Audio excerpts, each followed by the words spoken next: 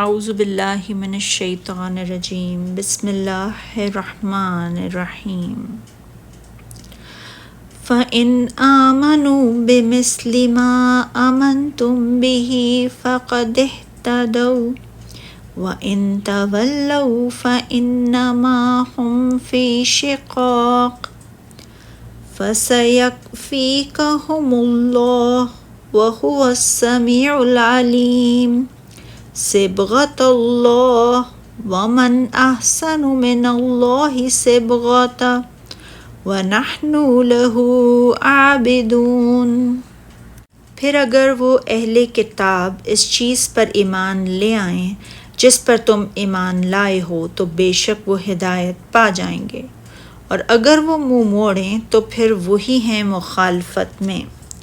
سو ان کے مقابلے میں آپ کو اللہ کافی ہے اور وہی خوب سننے والا اور خوب جاننے والا ہے۔ اے نبی صلی اللہ علیہ وآلہ وسلم کہہ دیجئے اللہ کا رنگ اختیار کرو، اور رنگ کے لحاظ سے اللہ سے زیادہ اچھا کون ہے؟ ہم اسی کی عبادت کرنے والے ہیں۔ اللہ تعالیٰ فرما رہا ہے کہ اگر کفار اہل کتاب وغیرہ بھی اللہ تعالیٰ کی تمام کتابوں اور تمام رسولوں پر اسی طرح ایمان لے آئیں جس طرح مومنوں تم ایمان لائے ہو، اور وہ ان میں سے کسی میں فرق نہ کریں، تو وہ بھی حق کو پا کر رہنمائی حاصل کر لیں گے، اور اگر وہ حق سے منہ پھیر کر اتمام حجت کے بعد بھی باطل کو اختیار کر لیں تو وہ تمہارے مخالف ہیں، اور ان کے مقابلے میں تمہیں اللہ تعالیٰ ہی کافی ہے،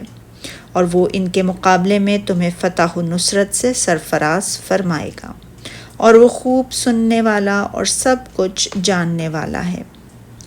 امام ابن ابو حاتم نے زیاد بن یونس کے حوالے سے روایت کیا ہے کہ نافع بن ابو نعیم نے بیان کیا کہ جب ایک خلیفہ نے میرے پاس اصلاح کی غرض سے مصحف عثمان بن عفان بھیجا تو زیاد کہتے ہیں کہ میں نے ان نافع بن ابو نعیم سے کہا، لوگ بیان کرتے ہیں کہ جب حضرت عثمان رضی اللہ تعالی عنہ کو شہید کیا گیا تو مصحف شریف آپ کی گود میں تھا اور آپ کا خون عیسائیت پر گرا۔